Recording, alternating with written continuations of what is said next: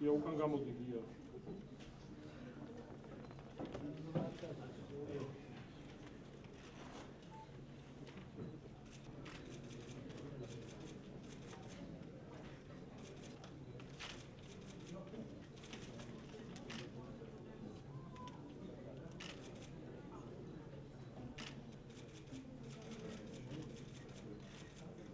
მე მინდა მადლობა გადაუხადო ბატონ ფულეს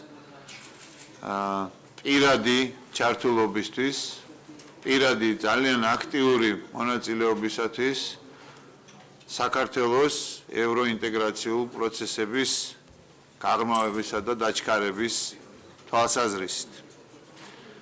ძალიან მნიშვნელოვანია ის მხარდაჭერა, როგორც პოლიტიკური, ისე ფინანსური, ტექნიკური და ექსპერტული, რომელსაც ევროკავშირი უკვე დიდი ხანია უწევს საქართველოს. მაგრამ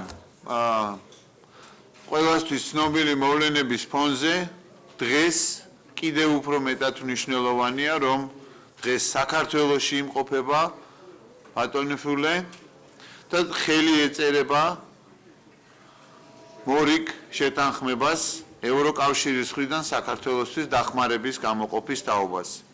ეს არის 21 მილიონი ევროს ოდენობით დახმარება, რომელიც ეხება საჯარო ფინანსების, პოლიტიკის შემუშავებისა და მართვის ეფექტიანობის გაუმჯობესების და ეფექტიანობის გაზრდის ამოცანების შესრულებას.